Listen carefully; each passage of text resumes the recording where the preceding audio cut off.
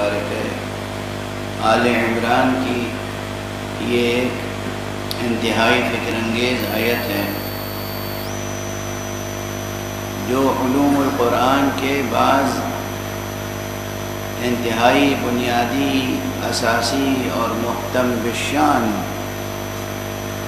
مباحث پر روشنی ڈالتی ہے، اور اسی آیت کریمہ کے ضمن میں امام حسین اور حقائق تعویل کے عنوان سے اس گفتگو کا سلسلہ جاری ہے۔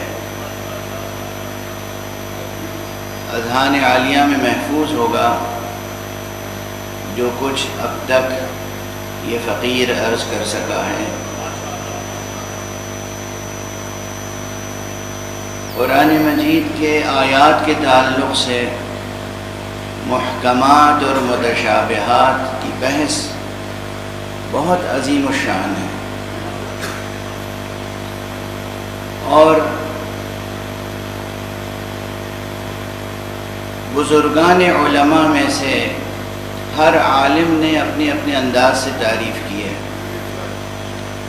تو اب طالب علمانہ گفتگو کا تقاضا یہ ہوتا ہے کہ کسی نتیجے تک پہنچنے کے لیے جتنے علماء پہلے نظریے پیش کر چکے ہیں ان سب پر نظر ڈالی جائے، اور پھر کوئی بات اس سے اخذ کی جائے نتیجے کے طور پر۔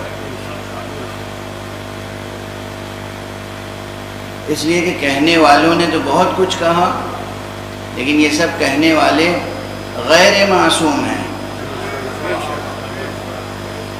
حرف آخر صرف کلام معصوم ہے۔ اگر کہیں معصوم کا کلام موجود ہے اور یہ ثابت ہے کہ معصوم کا کلام ہے تو بس وہاں بات ختم ہو گئی۔ کلام معصوم وہ حد ارتقاء ذہن بشری ہے کہ جس آخری حد پر جا کر انسانی ذہن مطالب قرآنیہ کو اخذ کر سکتا ہے۔ لیکن بات اگر کلام معصوم تک نہیں پہنچی تو پھر کوئی بھی ہو، کتنا ہی بڑا عالم ہو، اس کا احترام ملحوظ رکھا جائے گا، لیکن اس کی بات کو نگاہ تنقید سے دیکھا جائے گا، اس لیے کہ معصوم نہیں ہے۔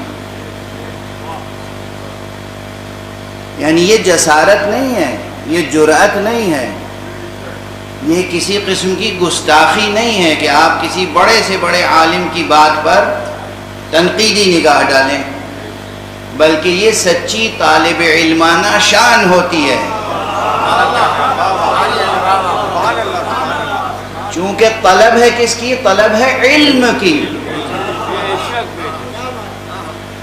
علم اور یقین، اس کی طلب بڑی اہمیت رکھتی ہے، اور جب تک اصل معنی تک نہ پہنچ جائے انسان، یقین حاصل نہیں ہوتا۔ یعنی یہ فطرت انسانی ہے، جب تک اصل معنی تک نہ پہنچ جائے یقین حاصل نہیں ہوتا۔ یقین میں اور معنی میں ایک رشتہ ہے۔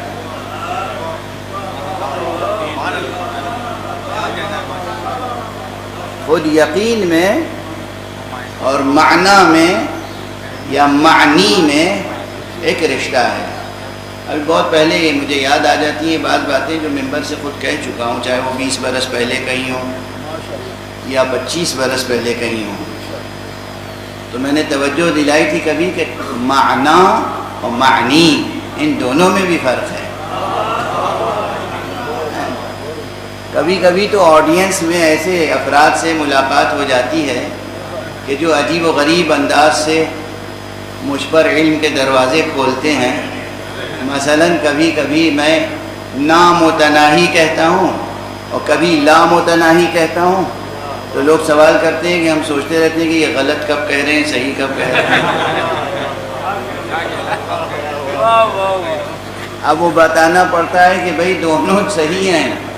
لا متناہی یہ عربی کی ترکیب ہو گئی اور نا متناہی فارسی کی ترکیب ہو گئی، دونوں درست ہیں تو دونوں غلط نہیں ہیں. معنی یہ بھی ایک کلمہ ہے اور معنی وہ بھی ایک کلمہ ہے، اور دونوں الفاظ کے معانی میں فرق اور امتیاز اور تفاوت بھی ہے. ایک صلوات پڑھ دیجیے.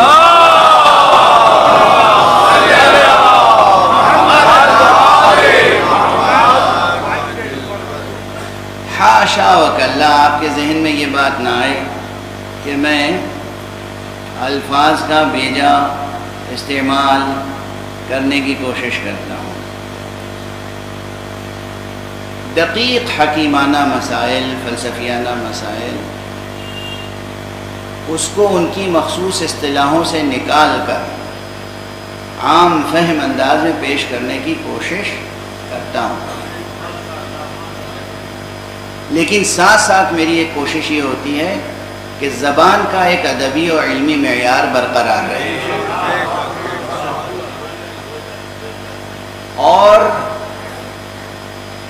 اپنے ایک دوست سے گفتگو ہو رہی تھی، وہ بھی عالم ہے اور خطیب ہیں، اور کسی تیسرے خطیب پر تبصرہ ہو رہا تھا گزشتگان میں سے جو گزر گئے، موجودہ لوگوں کی بات نہیں کر رہا ہوں، پروردگار ان کے درجات بلند فرمائے. تو بات یہ ہو رہی تھی کہ بھائی فلاں کے اسلوب میں کیا آپ کو اچھی بات لگتی ہے اور فلاں کے اسلوب میں کیا اچھی بات لگتی ہے. تو کسی ایک صاحب کے بارے میں یہ تبصرہ کیا انہوں نے کہ بھائی وہ بہت سلیس گفتگو کرتے تھے، جو بالکل عام انسان کی ذہنی سطح پر اتر کر گفتگو کرتے تھے. بس وہیں پہ میں نے تبصرہ کیا. میں نے کہا دست ادب جوڑ کے یہ عرض کرنا چاہتا ہوں، میں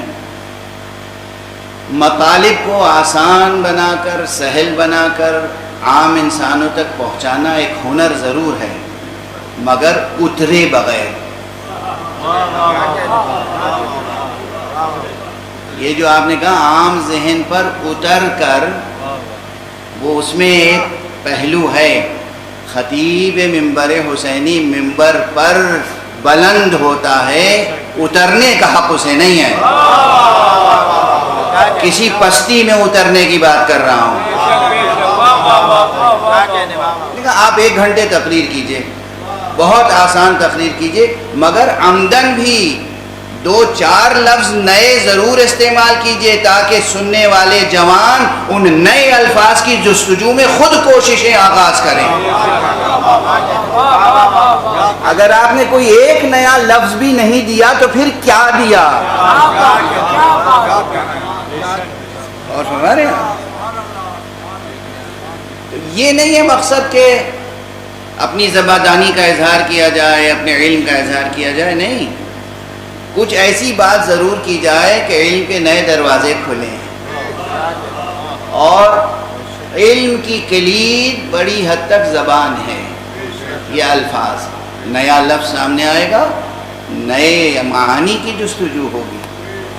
بہرحال یہ الفاظ اور معانی کی جستجو ہی ہے جو محکم اور متشابہ تک لے جاتی ہے. کل میں نے عرض کیا تھا کہ بعض الفاظ ایسے ہیں جن کے معنی میں اجمال ہے یا ایک طرح کا ابہام ہے، یا ایک لفظ ہے اس کے ایک سے زیادہ معنی ہیں. یہ بحث ہے علمی، لغوی بھی ہے، ادبی بھی ہے، تفسیری بھی ہے، اصولی بھی ہے. ایک لفظ کے ایک سے زیادہ معنی ہوتے ہیں، اور اس کی مشہور ترین مثال کیا ہے؟ آپ سے پوچھوں تو آپ کو دینی چاہیے مثال. یہ ضروری نہیں ہے کہ آپ کہیں کسی طالب علم سے پوچھئے، مدرسے میں جا کے پوچھئے. آپ کو معلوم ہونی چاہیے کہ ایک لفظ کے ایک سے زیادہ معنی ہوتے ہیں. سامنے کی بات ہے، کتنی بار بحثیں ہو چکی ہیں. حضور نے فرمایا من کنت مولا فہذا علی مولا، اور لفظ مولا میں آ کر بحث ہوتی ہے کہ مولا کے کتنے معنی ہیں. ہوتی ہے نہیں ہوتی؟ اب اسی وجہ سے تو لفظ یہ حدیث ماننے کے باوجود اور حدیث کے محکم ہونے کے باوجود لوگوں نے اسے متشابہ بنا دیا.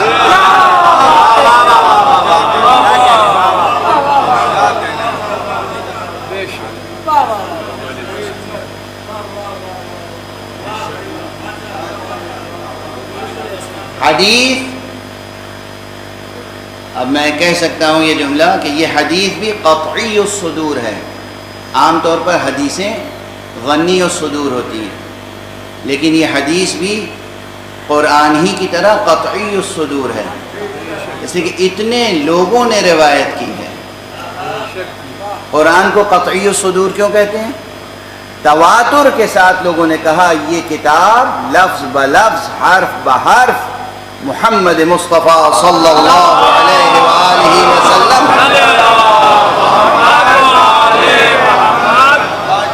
سے ہم تک پہنچی بالتواتر. قطعی تواتر، تواتر کا یقین حاصل ہو جاتا ہے کہ حضور نے یہ کہا. پوری امت نقل کرتی ہے کہ حضور نے سورہ فاتحہ تعلیم فرمایا. پوری امت نقل کرتی ہے کہ حضور نے سورہ بقرہ تعلیم فرمایا. پوری امت نقل کرتی ہے اسی طرح ہر آیت سے متعلق کہ حضور نے یہ آیت تعلیم فرمائی اور کہا کہ جبرائیل علیہ السلام یہ کلام باری تمہاری ہدایت کے لیے لائے ہیں.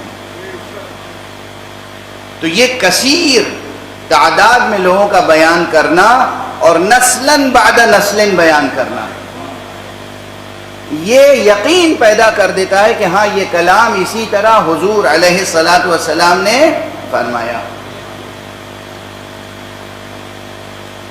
اب یعنی بات تو واضح ہے لیکن واضح تر کر دوں. میں تقریر کر رہا ہوں یہاں پر 1 گھنٹے تقریر کروں گا، جوں کہ تو بہت سے لوگوں کو یاد نہیں رہ جائے گی سوائے ان کیمروں کے. کسی کو یاد نہیں رہ جائے گی، مفہوم یاد رہ جائے گا کہ ہاں یہ باتیں کہی تھیں. اور اس مفہوم کو جب لوگ نقل کریں گے تو ہر شخص اپنی زبان میں نقل کرے گا اور نتیجہ یہ ہوگا کہ بہت سی باتیں میری کچھ کی کچھ ہو جائیں گی. چونکہ الفاظ کا مزاج یہ ہوتا ہے کہ ادھر لفظ بدلا ادھر مفہوم میں تغیر آیا. یہ مزاج تو جانتے ہیں نا. ارے بھائی اوس جسے کہتے ہیں اسی کو شبنم بھی کہتے ہیں، مگر میر انیس نے جہاں اوس استعمال کیا ہے وہاں اگر شبنم استعمال کیجئے تو مفہوم خراب ہو جاتا ہے، اور جہاں شبنم استعمال کیا ہے وہاں اوس استعمال کیجئے تو مفہوم میں لطف کلام میں فرق آ جاتا ہے. تو یہ الفاظ اگر ذرا سا بھی بدلے اور پھر الفاظ کے ساتھ اگر کمپوزیشن چینج ہو گیا، جملے کی ساخت بدل گئی، پھر مفہوم. تو 1 گھنٹے میں نے جو کچھ کہا ہے یہ جو سینکڑوں حضرات ہیں یہ ان میں سے ہر ایک اپنے طور پہ نقل کرنا چاہے تو تقریر کا کوئی ایک جز بھی باقی نہیں ہے. اب اگر کوئی ایک جملہ ایسا ہو، چاہے 2 لفظوں کا صحیح، 3 لفظوں کا صحیح، 4 لفظوں کا صحیح، جو یہ سینکڑوں کے سینکڑوں سب دہرا رہے ہوں کہ یہ کہا،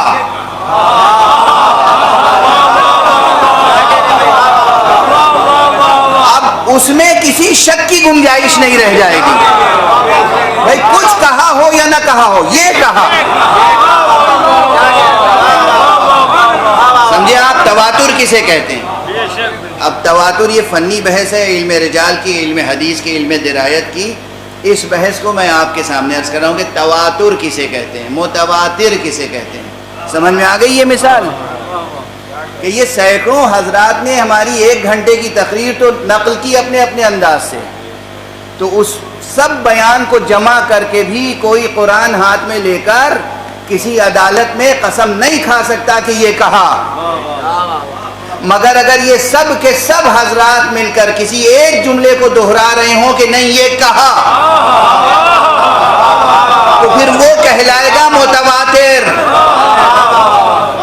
اور پھر خدا نہ خواستہ اگر عدالت میں میں بھی انکار کرنا چاہوں کہ میں نے تو یہ نہیں کہا تھا تو میرا انکار بھی مانا نہیں جائے گا.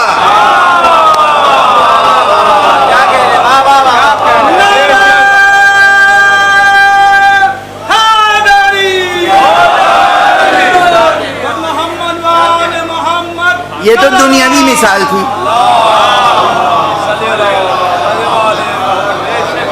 یہ تو دنیاوی مثال تھی. یہ تو دنیاوی مثال تھی. اب میں مذہبی تاریخ کی مثال بھی دو دے دیتا ہوں.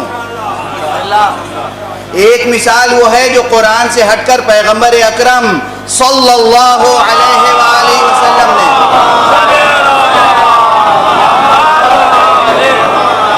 ارشاد فرمایا تھا.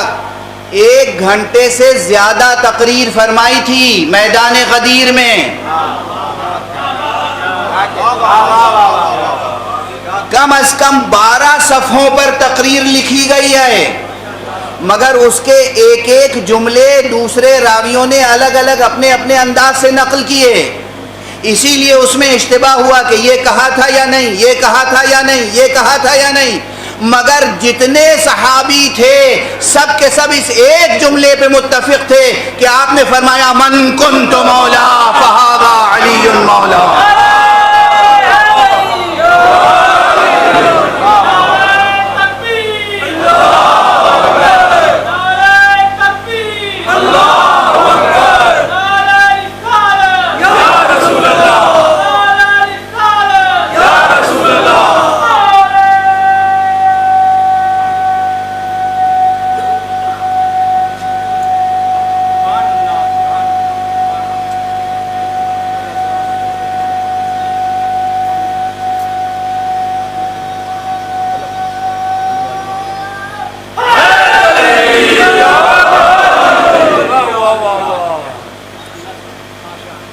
اب تواتر کی مثال، قرآن تو متواتر ہے ہی، پورا کا پورا قرآن متواتر ہے. یعنی یقین ہے کہ لسان مبارک مصطفیٰ سے یہ پیغام الہی ہم تک پہنچا. اس کے بعد جو حدیث ہے، حدیث کی حرمت ہے، حدیث کی تقدیس ہے، حدیث کی اہمیت ہے. کسی بھی فقرے کے لیے یہ یقین حاصل ہو جائے کہ حضور نے ارشاد فرمایا ہے تو پھر بات تمام اس ارشاد کا بطور حکم بھی قرآن مجید سے کمتر رتبہ نہیں ہے. ارے جس زبان سے خدا کا پیغام ملا ہے اسی زبان سے یہ حکم ملا ہے.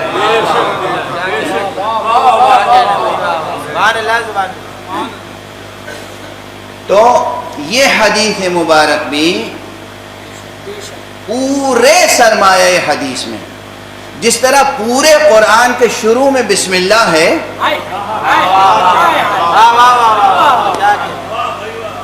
اسی طرح پورے سرمایہ حدیث میں اگر متواتر حدیثوں کو سب سے اوپر رکھا جائے گا، پھر صحیح حدیثیں، پھر معتبر حدیثوں کی دوسری رتبے کی حدیثیں، اور اس کے بعد ضعیف حدیثیں سب سے نیچے رکھی جائیں گی نا. اگر اس طرح ایک منار علم تشکیل دیا جائے تو سب سے پہلے حدیث کے منار میں جو متواتر ترین حدیث لکھی جائے گی، اس کے علاوہ دوسری کوئی حدیث ہے نہیں.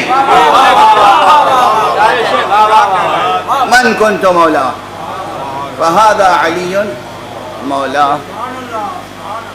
تو حدیث ہے قطعی الصدور، قطعی بات ہے کہ صادر ہوئی دہن مصطفیٰ سے. اب اگر قطعی ہے، یقینی ہے، حتمی ہے، بلا ریب، بلا شک، بلا شبہ حضور نے یہ فرمایا ہے، تو یہ اسی طرح قابل غور بھی ہے جس طرح قرآن قابل غور ہے. اسی طرح یہ قابل اتباع بھی ہے جس طرح قرآن قابل اتباع ہے. اور جس طرح قرآن کی حجیت ہے اسی طرح حضور محمد مصطفیٰ صلی اللہ علیہ وآلہ وسلم یہ ارشاد مبارک کی حجیت ہے. حجیت کے کیا معنی ہوتے ہیں؟ بات سے بات پیدا ہوتی ہے. اب یہ بھی ایک اصطلاح ہے حجیت اور حجت، ہم لوگ بہت استعمال کرتے ہیں ممبر سے، میرے علاوہ دوسرے خطبہ بھی استعمال کرتے ہوں گے. اب مجھے نہیں معلوم کتنے لوگ سمجھتے ہوں گے اس لیے کہ اردو میں تو حجت کرنے کے معنی صرف ایک ہیں، ہے نا، لڑے جانا، زبان درازی کرنا، اپنی بات پہ اڑے رہنا، دوسرے سے لڑے جانا، اسی کو کہتے ہیں حجت. حجت کے یہ معنی نہیں ہے. اصل عربی میں حجت کے یہ معنی نہیں ہے. پھر حجت کے کیا معنی ہے اور حجت کے فقہی معنی کیا ہے, فقہی تعریف ڈیفینیشن کیا ہے, یہ سمجھ لیجیے. اب اس کو بہت آسان کر کے تمہید میں مثالوں میں وقت صرف ہو جائے گا, بہت آسان کر کے آپ سے عرض کر رہا ہوں. حجت ہر وہ قول خدا, ہر وہ امر خدا اور ہر وہ امر پیغمبر, اور ہمارے ہاں ہر وہ امر معصوم. اور اگر صرف سب کو جوڑ کر ایک جملے میں کہیں تو کہیں ہر وہ امر معصوم, کیونکہ خدا بھی معصوم ہے.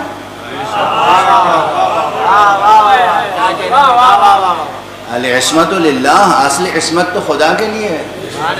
خدا معصوم, خدا کا کلام معصوم, خدا کا رسول معصوم, اور پھر رسول جسے کہہ دے معصوم وہ معصوم. ہمارے یہاں خود ساختہ معصوم کا کوئی خانہ نہیں ہے. کوئی ہو, کوئی ہو, کوئی ہو, کوئی ہو, کائناً من کان, کوئی بھی ہو, کوئی خود سے دعویٰ کرے معصوم ہونے کا, ہم اسے معصوم تسلیم نہیں کر سکتے. اور پوری دنیا مل کے کسی کو کہے کہ ہم اسے معصوم بناتے ہیں, تب بھی ہم کسی کو معصوم نہیں سمجھ سکتے.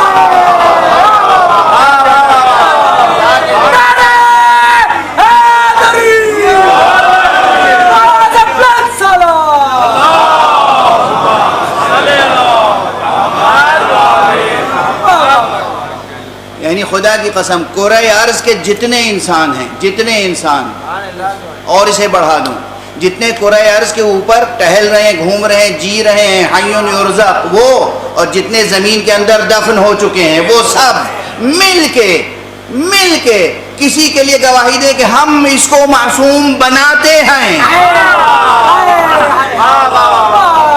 ہم اسے کبھی معصوم نہیں سمجھیں گے, لیکن اگر کوئی ایک معصوم کسی دوسرے کو معصوم کہہ دے تو وہ معصوم ہے.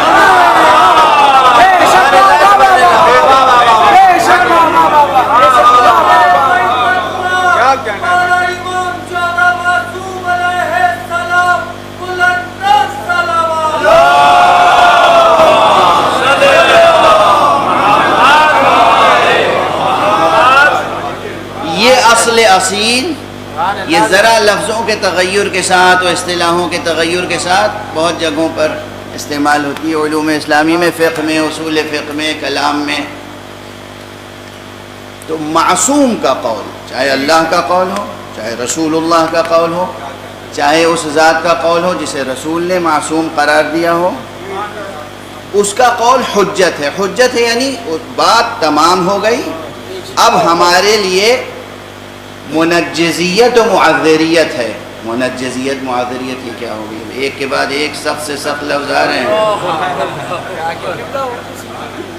یہ اردو نہیں ہے میاں, یہ عربی اور علمی زبان و اصطلاحیں ہیں, مگر میرا عزم ہے, میرا مشن ہے کہ ان اصطلاحوں سے آپ واقف ہوں. آپ میں سے کتنے سائنٹسٹ ہیں مگر کتنے سائنسی الفاظ سے آپ واقف ہیں؟ واقف ہیں نہیں ہیں. آپ میں سے کتنے ہیں جو ویسٹرن کلچر کو اچھی طرح جانتے ہیں؟ آپ کا تو ایسٹرن کلچر ہے, آپ کا اسلامی کلچر ہے, لیکن آپ ان کے کلچر کی اصطلاحوں سے واقف ہیں. تو آپ کو اپنے اسلامی ثقافت کے کلمات سے واقف ہونا چاہیے. منجزیت و معذریت یہ ہے, حجیت یہ ہے کہ آپ کوئی عمل کر رہے ہوں اور کوئی پوچھے کہ آپ یہ کیوں کر رہے ہیں, کہ جو معصوم کا یہ قول ہے. سمجھ میں آئی بات؟ یہ قول ہے, یہ آیت ہے یا یہ حدیث ہے. اب آپ سے کوئی باز پرس نہیں کرے گا, یا آپ کچھ نہ کر رہے ہوں, ساری دنیا کر رہی ہے, آپ نہیں کر رہے ہیں.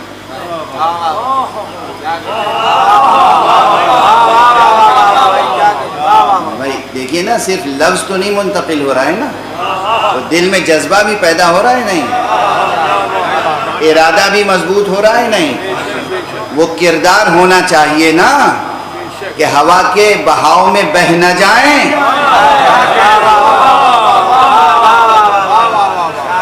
جب کوئی پوچھے ساری دنیا یہ کر رہی ہے آپ کیوں نہیں کر رہے ہیں، تو آپ کہہ سکیں اللہ کا فرمان ہے یا رسول اللہ کا فرمان ہے، انہوں نے اس کام کے لیے منع کیا اس لیے نہیں کر رہے. واضح ہوئی بات. اور یہ دنیا تک نہیں آئے. منجزیت و معذریت کے معنی یہ ہے کہ روز محشر خدا اگر کسی بندے مسلم سے پوچھے، اپنے کسی بندے سے پوچھے تم نے یہ کیوں کیا، کہا ہم تک رسول کا یہ فرمان پہنچا تھا، حساب تمام. پروردگار پوچھے تم نے یہ کیوں نہیں کیا، کہا رسول اللہ کی کوئی حدیث نہیں تھی ہمارے سامنے، یا یہ ارشاد تھا جس میں منع کیا گیا تھا، حساب تمام. تو چاہے انسان کے سامنے ہو یا خدا کے سامنے، جس دلیل کے ساتھ انسان اپنے عمل کو بچا سکے، اپنے کردار کو بچا سکے، وہ ہے حجت. اب بتائیے آپ کی حجت کہاں ہے اور یہ حجت کہاں ہے؟ حجت یعنی دلیل.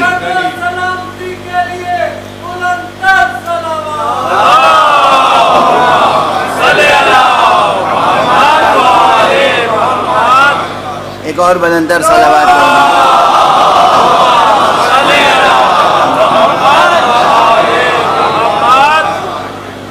اچھا آپ دیکھیے، میں تو دیکھ رہا ہوں کہ یہ مشکل بحثیں ہیں اور آپ ماشاءاللہ محظوظ ہو رہے ہیں، آپ واہ واہ بھی کر رہے ہیں اور سبحان اللہ بھی کر رہے ہیں اور صلوات بھی پڑھ رہے ہیں. اس کے معنی یہ ہے کہ پیغام منتقل ہو رہا ہے. اچھا اب کیا یہ صرف میں نے اصطلاحیں بتائیں اور الفاظ نئے نئے استعمال کر لیا آپ کے سامنے اور کوئی اس کا اثر نہیں ہے؟ اثر تو ہوگا، اثر تو ہونا چاہیے. یہ پیغام تو اسی میں نہفتہ ہے، اسی میں یہ پیغام موجود ہے کہ اگر کوئی حکم خدا اور حکم رسول سامنے ہے اور اس میں کسی چیز سے روکا گیا ہے تو بس ہمیں رکنا ہے، چاہے پوری دنیا وہ کام کرے یا نہ کرے. ہمیں دنیا سے غرض ہے یا خدا سے، خالق دنیا سے؟ دنیا سے غرض ہے یا خالق دنیا سے؟ دنیا بھر کے مدرسوں میں، مکتبوں میں، یونیورسٹیز میں، بازاروں میں، ایوانوں میں دنیا پرست بنایا جاتا ہے. یہ ہے مدرسہ حسینی جس میں خدا پرست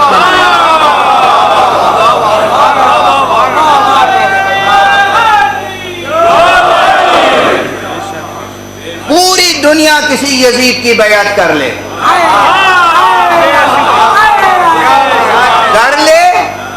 ہم نہیں کرتے.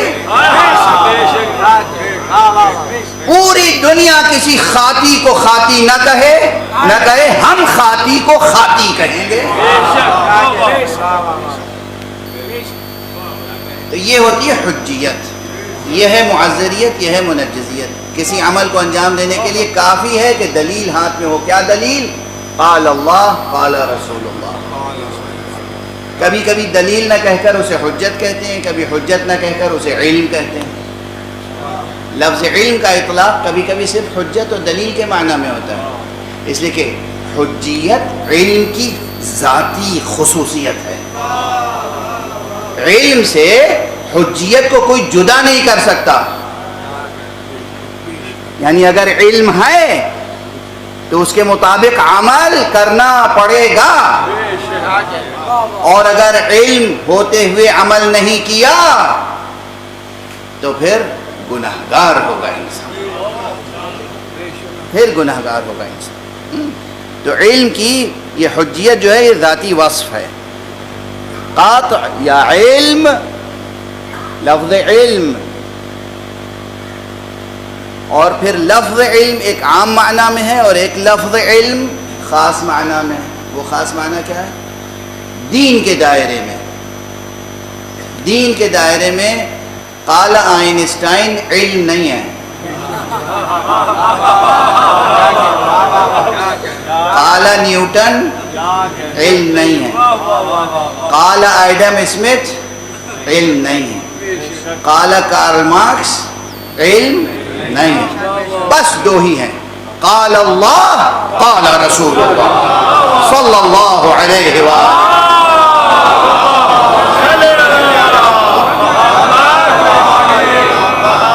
ایک اور بلند صلوات پڑھ دیجیے۔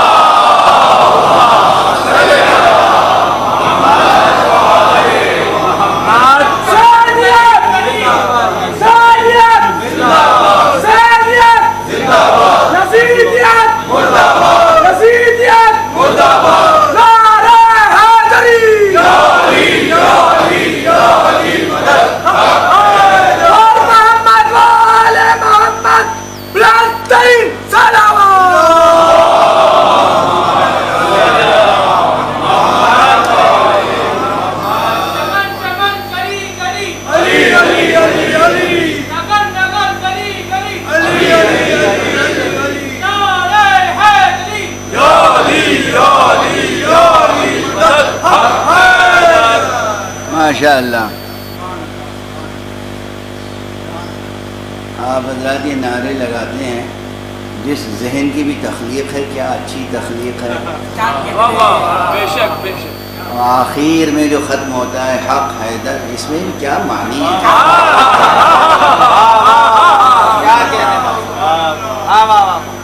خدا کی قسم، خدا نے اس دنیا میں اگر کسی حق کو پہچنوایا ہے تو وہ حیدر ہے۔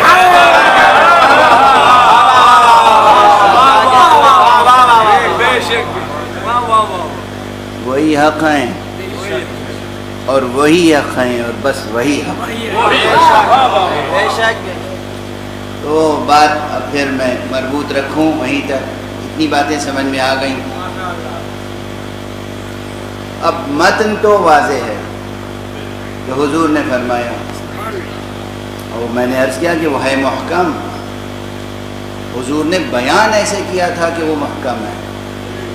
لفظ مولا کیا ہو سکتا ہے، اس سے مراد وہ آپ کی پوری تقریر میں موجود تھی وہ بات، لیکن بعد میں لوگوں نے اسے کیا بنا دیا، متشابہ، کہ بھئی لفظ مولا کے یہ بھی معنی ہیں اور لفظ مولا کے وہ بھی معنی ہیں۔ حالانکہ جتنے منکر ہیں نا، پڑھے لکھے، سب جانتے ہیں لفظ مولا کے کیا معنی ہیں۔ میں بس دست ادب یہ جوڑ کے کہتا ہوں، ہم سے جتنی چاہے بحث کر لو، کرتے رہو، ہمیں رنج ہوتا ہے، دکھ ہوتا ہے، دل سوزی بس یہ ہے کہ وہاں کیا جواب دو گے۔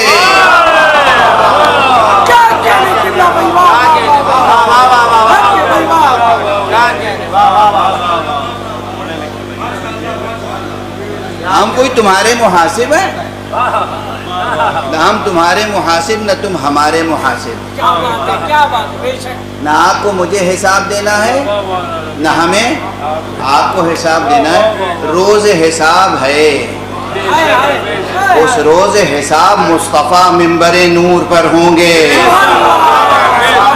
حضور حق میں۔ اس موقع پر کیا جواب دیں گے جب اللہ سبحانہ وتعالی دریافت کرے گا، میرے حبیب، میرے پیغمبر، میرے نبی مصطفیٰ نے یہ پیغام پہنچایا تھا، تم نے کیسے اس پیغام کو ضائع کر دیا؟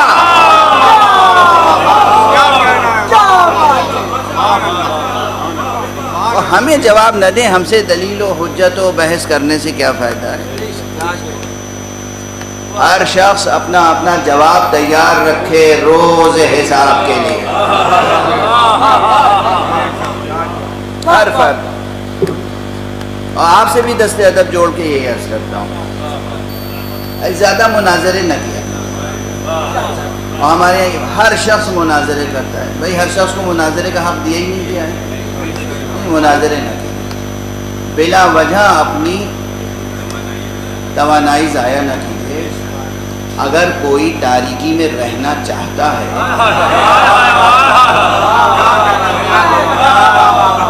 تو آپ کس لیے لے جا کے چراغ اس کے گھر میں رکھ رہے ہیں بار بار؟ آپ چراغ چراغ رکھ لیں وہ بجھایا جا رہا ہے، آپ شمع جلاتے ہیں بجھا دیتا ہے، آپ شمع جلاتے ہیں بجھا دیتا ہے۔ بار بار جب شمع جلائیں اور کوئی بجھاتا رہے تو آخر میں فیصلہ عقل کا یہی ہوتا ہے کہ اب یہ شمع فانوس میں اپنے پاس رکھ لو یا پردہ غیب میں رکھو۔ صلوات پڑھ لیں محمد والے۔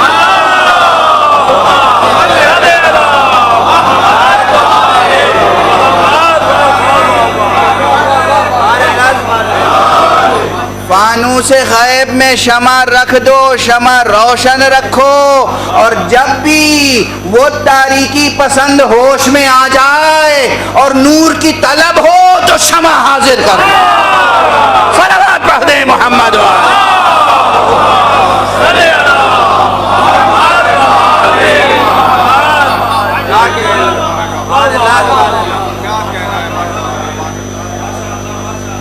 بہرحال تو بات تو محکم اور متشابہ کی تھی، اور بات یہ تھی کہ کبھی کبھی کوئی آیت کوئی کلام متشابہ اس لیے ہو جاتا ہے کہ ایک لفظ کے ایک سے زیادہ معنی ہوتے ہیں، تو پھر تلاش کرتے ہیں کہ بھئی اس کے کون سے معنی مراد ہیں۔ اگر واقعی سمجھ میں نہ آئے تو وہ متشابہ اس کو کہہ دیتے ہیں۔ قرآن مجید میں ایک کلام ہے، مثال کے طور پر آج ایک کی مثال دے رہا ہوں اور بہت مشہور مثال، سورہ مبارکہ اخلاص۔ بسم اللہ الرحمن الرحیم، قل هو اللہ احد اللہ الصمد لم یلد ولم یولد ولم یکن له کفوا احد۔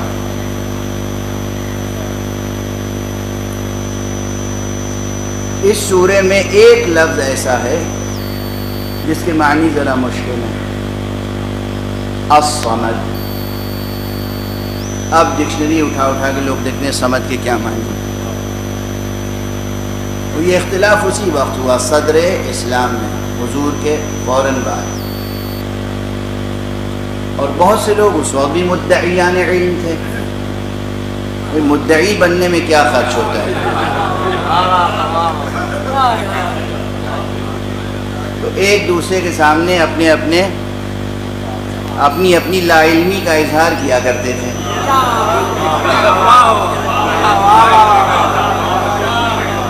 اور تفریقے ہوا کرتے تھے۔ ہمیشہ یہی ہوتا ہے، میں یہ سمجھتا ہوں اور میں یہ کہتا ہوں۔ بھئی یہ بتائیے خدا کیا کہتا ہے، اور یہ بتائیے کہ رسول کیا سمجھتے ہیں۔ یہ مت بتائیے کہ آپ کیا سمجھتے ہیں اور آپ کیا کہتے ہیں۔ دین کی راہ میں، بلکہ دنیا و آخرت کی راہ میں انسانوں کو بس یہ بتائیے خدا کیا کہتا ہے اور رسول کیا فرماتے ہیں اور رسول کیا سمجھتے ہیں۔ یہ زحمت نہ فرمائیں کہ میں یہ سمجھتا ہوں، آپ کیا اور آپ کی سمجھ کیا۔ کوئی بھی ہو، کائناً من کان، کوئی بھی ہو، خدا کیا فرماتا ہے اور حضور علیہ الصلاۃ والسلام کیا فرماتے ہیں، اور حضور کیا سمجھتے ہیں اور کیا سمجھاتے ہیں، یہ ہے آخری بات۔ ہم جو ائمہ اطہار کو تسلیم کرتے ہیں اور مانتے ہیں، دل و جان سے کیوں مانتے ہیں؟ اس لیے کہ انہوں نے اپنی طرف سے کچھ نہیں کہا۔ جو اللہ نے کہا وہ بتایا، جو رسول نے کہا اور سمجھایا وہ بتایا اور وہ سمجھایا۔ تو بہرحال وہ اختلاف تھا۔ اب دیکھیے نا، یہ صورتحال تھی مدینہ منورہ میں، مسجد پیغمبر صلی اللہ علیہ وآلہ وسلم۔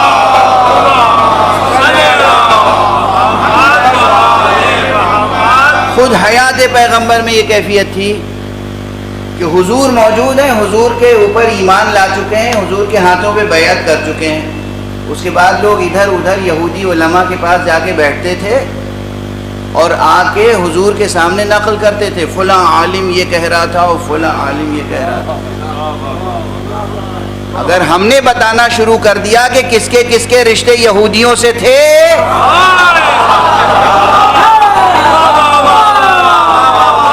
تو بہت مشکل ہو جائے گی۔ وہ سب کتابوں میں موجود ہے اور صحیح کتابوں میں موجود ہے۔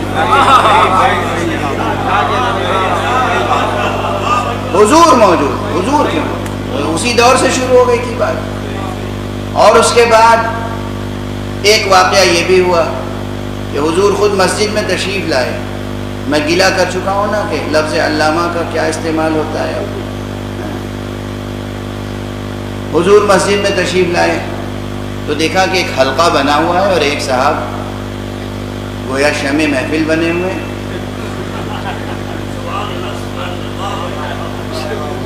تو کہا بھائی یہ کیا؟ کہا رجل علامہ.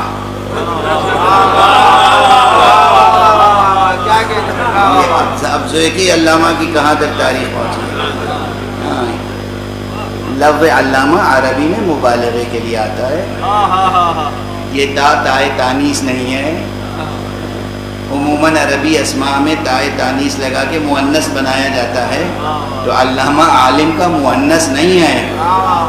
علامہ یعنی بہت علم رکھنے والا، فہامہ یعنی بہت فہم رکھنے والا ہے، مبالغے کے لیے. ہر زبان کی اپنی جمالیات ہوتی ہے. تو کہا یہ بہت علم رکھنے والا شخص ہے. حضور کے سامنے اس کا ذکر کر رہے ہیں، یہ بہت علم رکھنے والا شخص ہے. کیا ذوق ہے ماشاءاللہ. حضور سے کہہ رہے ہیں یہ بہت علم رکھنے والا ہے. کہا کیا مطلب بہت علم رکھنے والا؟ کہا انصاب عرب سے خوب واقف ہے، اشعار عرب سے خوب واقف ہے. کہا اسے علم نہیں کہتے.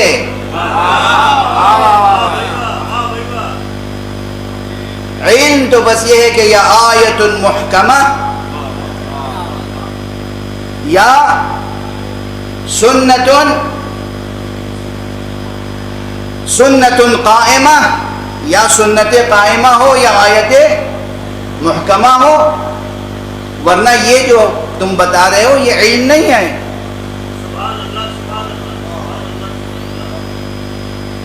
یہی صورتحال آج تک ہے کہ یا قول خدا ہو یا پھر قول رسول صلی اللہ علیہ وسلم.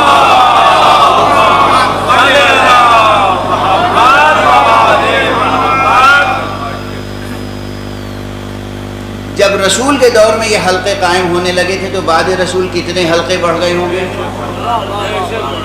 چنانچہ یہ تاریخ ہے کہ بعد پیغمبر امام حسن و امام حسین کے دور میں امام حسن کی کرسی لگی ہوئی ہے، آپ درس ارشاد فرما رہے ہیں، اور پھر 2-4 اور کرسیاں لگی ہوئی ہیں. یعنی غور کیجئے، وہ وجود مبارک و مقدس جس کو رسول نے اپنی زبان چسائی ہو، جس کی زبان چوسی ہو، جو جزو جان پیغمبر ہے، جو خود قرآن ناطق ہے، وہ موجود ہے اور تفسیر قرآن بیان کر رہا ہے، اور جس کے لیے رسول کہہ چکے ہیں کہ یہ اہل جنت کا سید و سردار ہے. پھر پوری امت کا مزاج کیا ہونا چاہیے تھا؟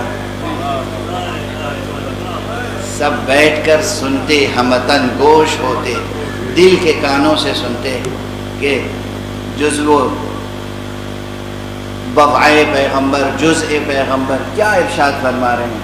مگر ہر ایک نے اپنی اپنی کرسیاں الگ الگ لگائی کہ ہم بھی کچھ جانتے ہیں، ہم بھی منہ میں زبان رکھتے ہیں. تو اختلافات پیدا ہوئے. اب دور حضرت آقا ابو عبداللہ الحسین علیہ السلام.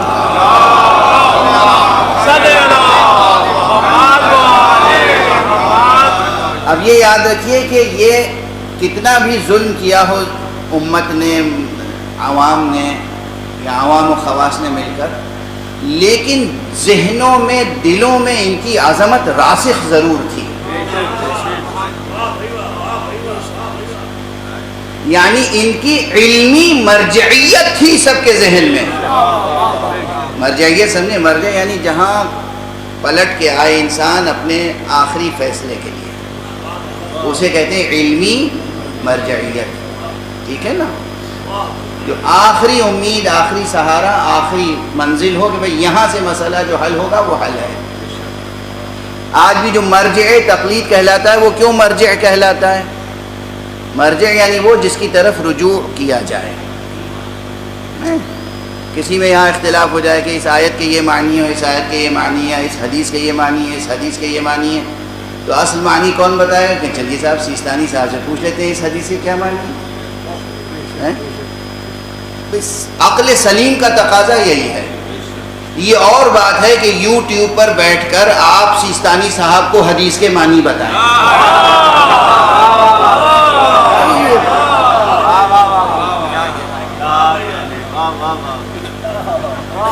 اور ہمارے یہاں وہ چاہے سیستانی صاحب ہوں یا آغائے خامنئی ہوں، یہ جو مراجع ہیں، مراجع کس لیے مراجع کہلاتے ہیں؟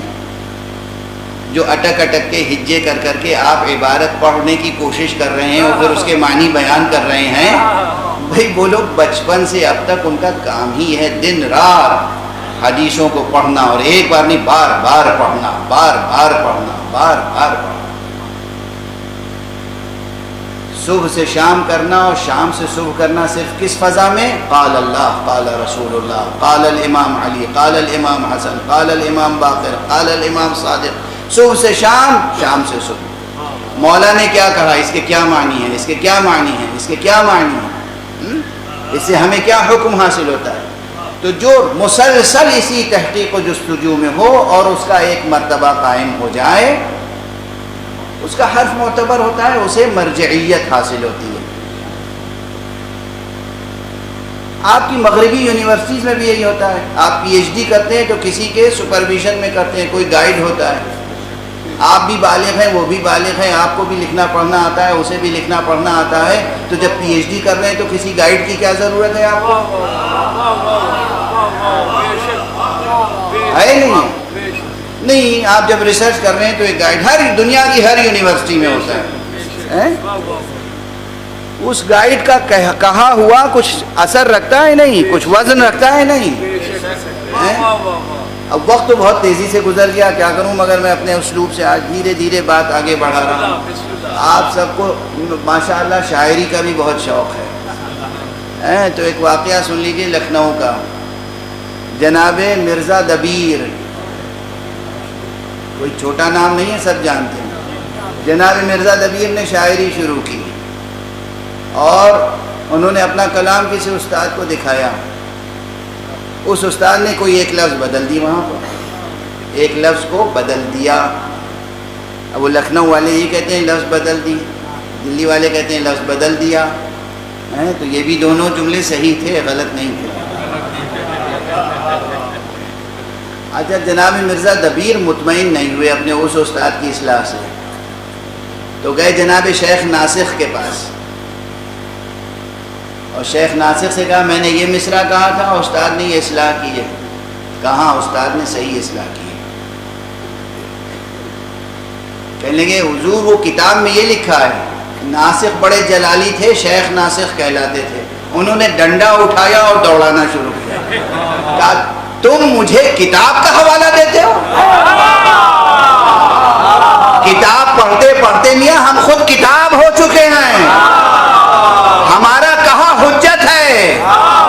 کبھی استاد کے سامنے کتاب کافی نہیں ہوتی.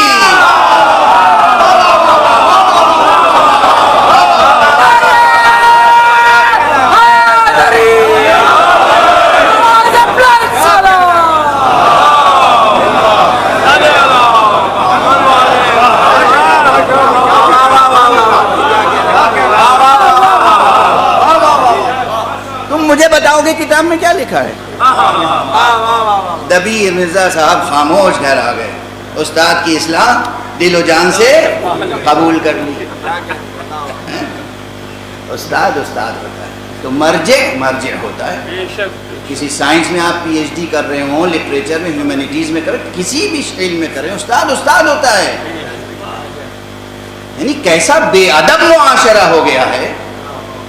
اردو پڑھنے نہیں آتی، اردو پڑھنے نہیں آتی، اردو لکھنا نہیں آتا، اور اعتراض کس پر؟ مرجع تقلید. جو اپنی پیشانی سے یوں پسینہ پوچھ کر چھڑک دے تو تم سے زیادہ بڑا عالم پیدا ہو جائے.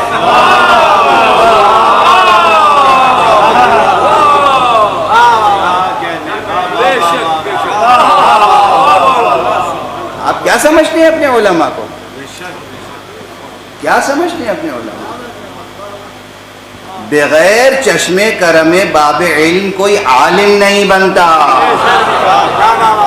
اسی لیے امریکہ بلاتا رہے، کینیڈا بلاتا رہے، آسٹریلیا، ساری دنیا بلاتی رہے اور عیش و آرام اور عشرت اور آسائش مہیا کرنے کے لیے وعدے کرے، آمادہ کرے، ڈالر قدموں میں ڈالے، مگر دروازے مولا علی چھوڑنے کو تیار نہیں. ہم کہاں چھوڑ کے جائیں گے علی کا در؟ یہ وہ علماء ہیں، ان کے سامنے آپ اپنے عشق کا حوالہ دیں گے. آپ زیادہ مولا علی کا عشق رکھتے ہیں؟ آپ زیادہ امامت سے وفا رکھتے ہیں؟ آپ زیادہ غدیر کو پہچانتے ہیں یا وہ جو پوری دنیا کو طلاق دے کر بیٹھے ہوئے ہیں در علی پر؟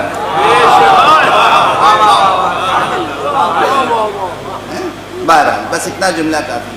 ایک ہوتی ہے علمی مرجعیت، جہاں ہر شخص سوچتا ہے کہ ہاں یہاں سے جواب ملے گا.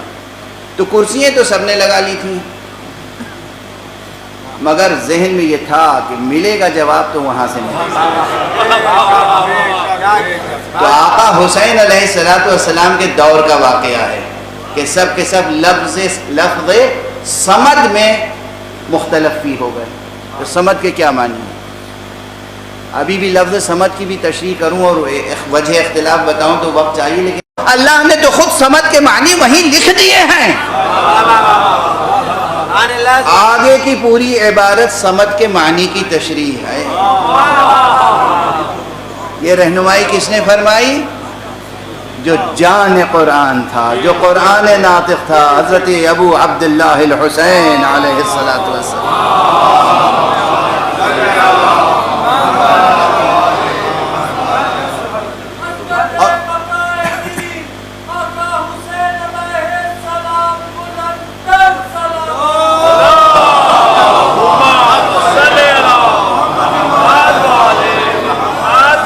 بات عنوان کے ساتھ چل رہی ہے نا، امام حسین اور حقائق تعویل. لفظ صمد کی تعویل میں بحث شروع ہوئی، حل کس نے کی؟ امام حسین. اور اس طرح حل کی کہ گویا چند سطروں میں اصول تفسیر و تعویل بھی بیان کر دیا، دلیل کے ساتھ بیان کیا، اور رہنمائی ایسی فرمائی کہ قرآن مجید میں کسی لفظ کے معنی تلاش کرنے ہوں تو پہلے قرآن ہی میں تلاش کرو. بس گفتگو کو یہاں آج روکتا ہوں. یہ شان قرآن میں بھی ہے، یہ شان حدیث پیغمبر میں بھی ہے، یہ شان کلام ائمہ میں بھی ہے. اور یہی وہ ہستیاں ہیں کہ ان سے قرآن جدا نہیں ہو سکتا، قرآن سے یہ جدا نہیں ہو سکتا.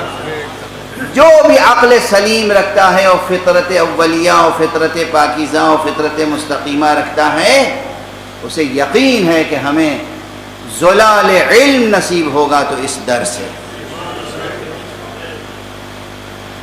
اور چاہے یہ سفر میں ہو یا حضر میں، چاہے یہ صلح میں ہو یا جنگ میں. یعنی ان کی شان یہ ہے کہ اگر جنگ کرنے کے لیے جا رہے ہیں اور ایک پاؤں رکاب میں رکھ چکے ہیں اور دوسرا پاؤں رکھنا چاہتے ہیں، اور اس وقت بھی کوئی مشکل سے مشکل مسئلہ پوچھ لے تو ایک لمحے میں جواب عطا کرتے ہیں. ایک سے زائد مواقع پر خود امیر المؤمنین علی ابن ابی طالب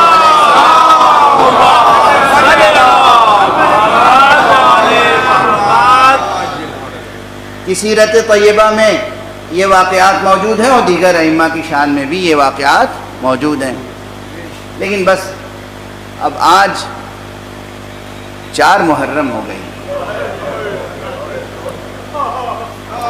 یہ جان رسول، یہ جان قرآن، یہ قرآن ناطق جو مسجد نبوی میں کرسی درس لگا کر درس قرآن دیا کرتا تھا، حالات ایسے ہوئے کہ پھر مدینے میں رہنا مشکل ہو گیا. 2 محرم کو کربلا پہنچے، اور 4 محرم وہ تاریخ ہے جب آقا حسین کے خلاف لشکر کی تعداد میں اضافہ ہو گیا.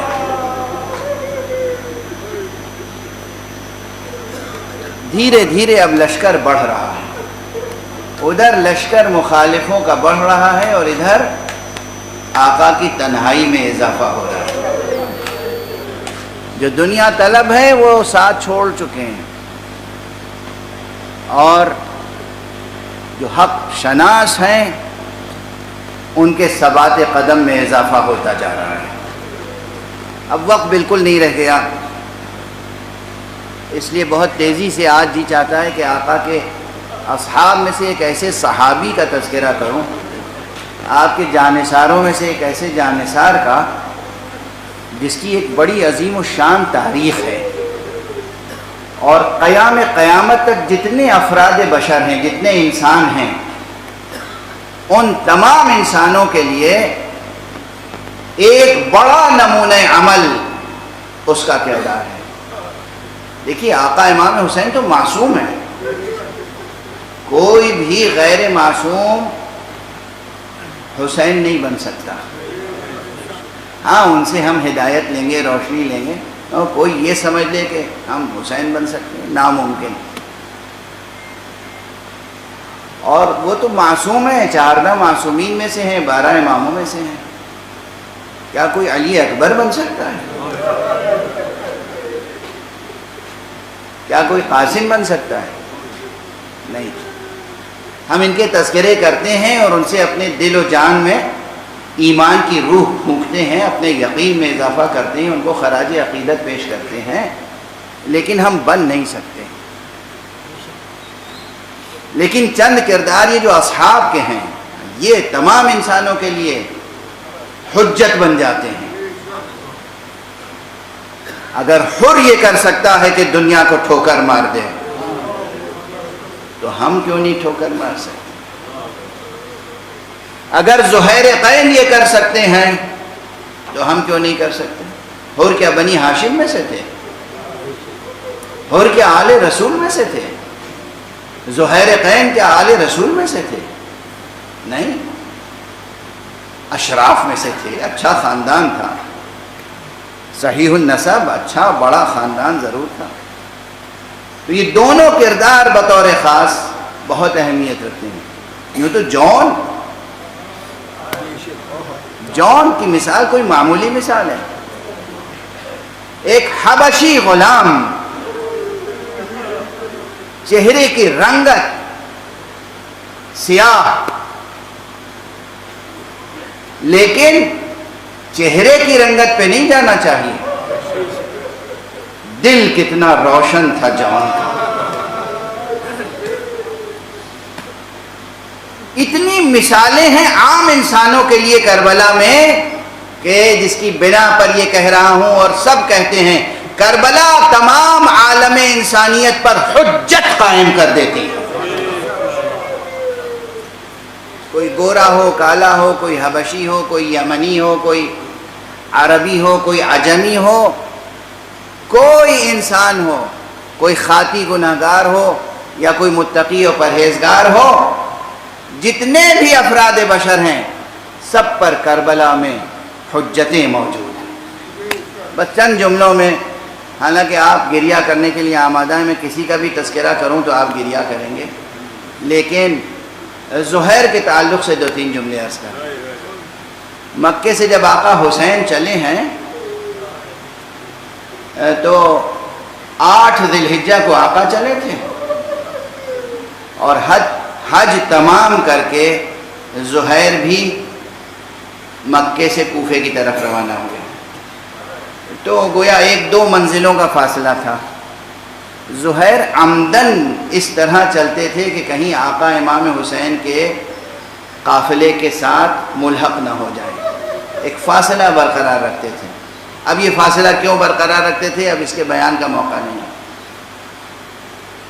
ایک منزل ایسی آئی کہ جہاں اتفاقاً، اب ہم دنیاوی لحاظ سے کہہ رہے ہیں اتفاقاً، لیکن باطنی لحاظ سے کہنا چاہیے کہ گویا امر مشیت کا تقاضا یہ ہوا کہ آقا کے کارواں کے قریب ہی جا کر زہیر نے بھی اپنا خیمہ لگا دیا. ادھر زہیر نے خیمہ لگایا، ادھر آقا نے اپنے غلام کو بھیجا، جاؤ زہیر قین سے کہو حسین بلا رہے ہیں.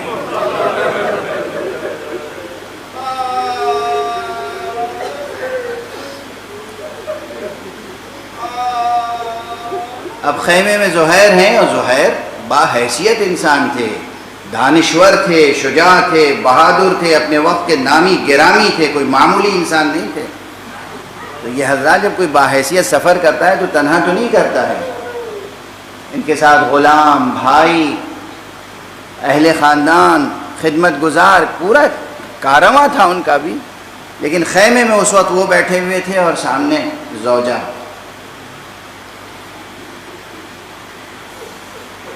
جب قاصد کی بات سن کے آئے تو چہرے پر تفکر کے آثار تھے، جیسے سوچ میں ڈوب گئے۔ زوجہ نے چہرہ دیکھا، کہا زہیر کیا بات ہے، تم سوچ میں کیوں ڈوب گئے؟ کہا جس بات سے بچنا چاہتا تھا وہ ہو گئی۔ کیا ہوا؟ کہا فرزند رسول حسین ابن علی نے بلایا ہے۔ کہا پھر کیا ارادہ ہے؟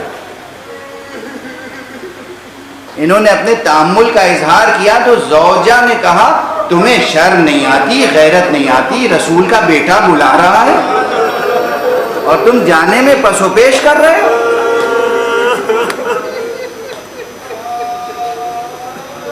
ایسی بامعرفت بیویاں ہونی چاہیے۔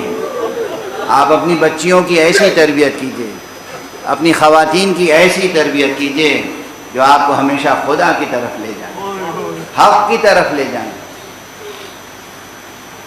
زہیر نے کہا نہیں میں جاتا۔ اٹھے، آقا کی خدمت میں گئے۔ کیا گفتگو ہوئی آقا سے، چند کلمات گفتگو کے بعد واپس آئے تو چہرہ حشاش بشاش، وہ چہرہ جو سوچ میں ڈوبا ہوا تھا وہ چہرہ منور ہو رہا تھا، مشرق، دمکتا ہوا چہرہ۔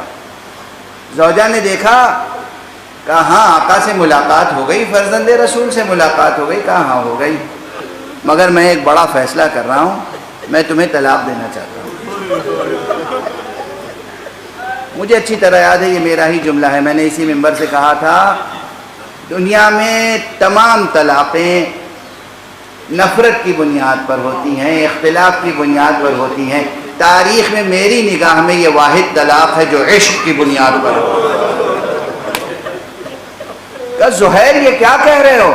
کہا مجھے تم سے بہت محبت ہے مگر میں طلاق اس لیے دینا چاہتا ہوں، مجھے معلوم ہے کہ میں اب آقا حسین کے ساتھ جاؤں گا اور شہید ہو جاؤں گا، اور مجھے یہ بھی معلوم ہے کہ آقا کی شہادت کے بعد آقا کے اہل حرم اسیر ہوں گے۔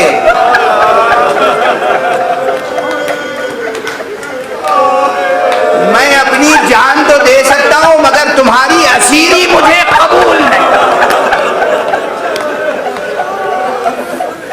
اجرکم علی اللہ، اجرکم۔ آئے آقا حسین، زہیر کو قبول نہیں ہے کہ اس کے گھر کی خواتین اسیر ہو جائیں، مگر آقا حسین کی شہادت کے بعد زینب بھی اسیر ہے، ام کلثوم اسیر ہیں، رباب اسیر ہیں، لیلا اسیر ہیں، سکینہ اور رقیہ اسیر ہیں۔ اجرکم علی اللہ، اجرکم علی اللہ۔ اس نے اپنا فیصلہ سنا دیا، فیصلہ نافذ کر دیا۔ یہ بی بی جدا ہو کے گئی نہیں کہیں، اب دو خیمے لگنے لگے، لیکن وہ دونوں خیمے ساتھ ساتھ چل رہے ہیں آقا حسین کے ساتھ، یہاں تک کہ کربلا آ گئی۔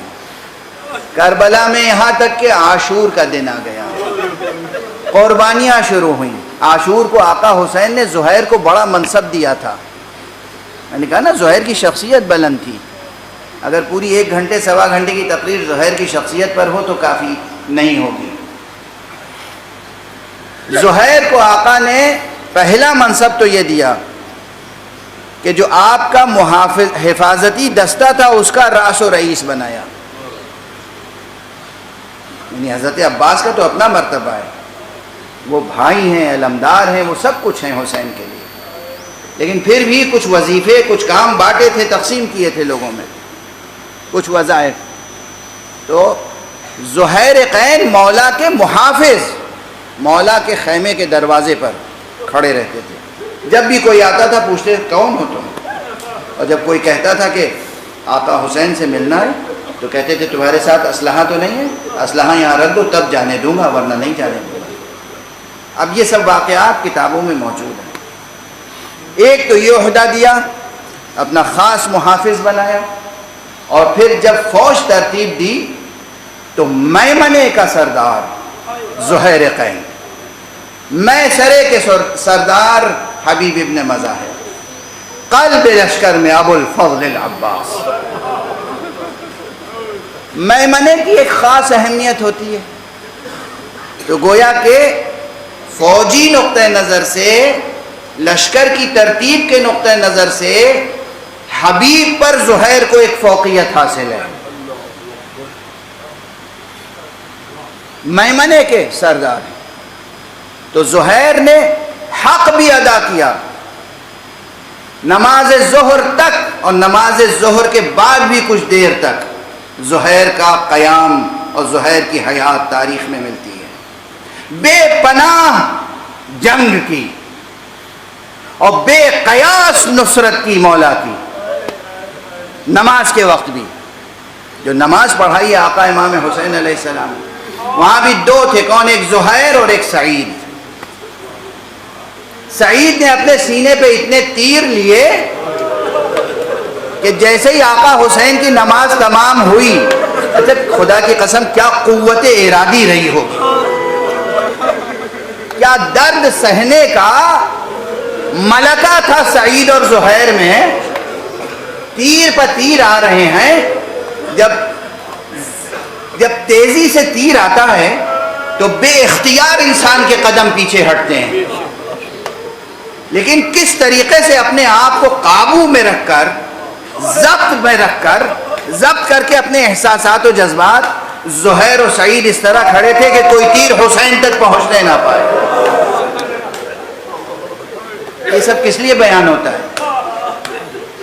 آقا تشریف لا رہے ہیں نا، زہیر معصوم نہیں ہے، زہیر معصوم نہیں ہے، سعید معصوم نہیں ہے، حر معصوم نہیں ہے۔ عزادارو، ہمیں اپنا بھی کردار بنانا ہے، ہمیں اپنے بچوں کی تربیت بھی کرنی ہے۔ جان حسین پردہ غیب میں ہے، آنے والا ہے۔ ہمارے پائے ثبات میں کتنی قوت ہے۔ یہ مسائل جو بیان ہوتے ہیں، گریہ بھی کریں، لیکن اس گریے کے ساتھ ساتھ اپنے کردار کی تعمیر بھی کریں، جانثاری کا جذبہ بھی باقی رکھیں۔ اس وقت کوئی آپ کی دنیاوی حجت کام نہیں کرے گی۔ کیا جوش، کیا جذبہ، کیا معرفت، کیا عشق اور کیا ثبات قدم تھا ان میں۔ ادھر سعید کے سینے پر تیر لگ رہے ہیں مگر کھڑے ہوئے ہیں، اور جیسے ہی آقا نے کہا السلام علیکم ورحمۃ اللہ، سعید آقا کے سامنے زمین پر گرے اور بس ایک کلمہ کہا، حل وفیت یا ابن رسول، فرزند رسول، کیا میں نے حق وفا ادا کی؟ مجھ سے راضی ہیں نا؟ اجرکم علی اللہ، خدا آپ کو کسی غم میں نہ رلائے سوائے غم حسین۔ یہ سعید ہے۔ زہیر اس کے بعد بھی باقی ہے، نماز تمام ہو گئی، زہیر کا اصل جہاد اس کے بعد ہوا۔ زہیر نے کئی مرتبہ جہاد کیا ہے، کئی قسطوں میں جہاد کیا ہے، تفصیل ہے، چھوٹی جنگ نہیں ہے جنگ کربلا۔ بالآخر زہیر نے بے پناہ جہاد کیا، اور زمین پر جب تشریف لائے ہیں، آقا حسین نے خصوصی کلمات ارشاد فرمائے زہیر کی شہادت پر۔ گفتگو کو بہت تیزی سے آگے بڑھا رہا ہوں، بہت وقت گزر چکا، بس ایک جملہ عرض کروں۔ وہ زوجہ جسے زہیر طلاق دے چکے تھے، بس اس کا ایک کارنامہ عرض کر دوں اور گفتگو تمام۔ واقعہ کربلا تمام ہو گیا، زہیر نے جان نثار کر دی، رات گزر گئی۔ دوسرے دن زہیر کی زوجہ نے اپنے غلام سے کہا یہ کفن لے اور جا کر زہیر کو کفن پہنا کے قبر میں لٹا دے۔ وہ غلام آیا اور میدان کربلا سے پھر واپس گیا، اور جب بیوی نے پوچھا کہ اپنے آقا کو تم نے کفن پہنا دیا، کفن دے دیا، قبر میں بٹھا دیا؟ کہا نہیں، میں یہ جرات نہیں کر سکا۔ کہا کیوں؟ کہا میں کیسے کر سکتا تھا؟ حسین ابن علی رسول کا بیٹا بے کفن پڑا رہ جائے اور میں اپنے آقا زہیر کو کفن پہنا دوں، یہ میری غیرت نے قبول نہیں کیا۔ آئے حسین، جس کی برہنہ میت کو دیکھ کر دوسرے غلاموں کو ترس آ رہا ہو۔ واہ حسین، واہ علی، واہ محمد، اجرکم علی اللہ۔ پروردگار ہماری اس مختصر سی عبادت اعضا کو قبول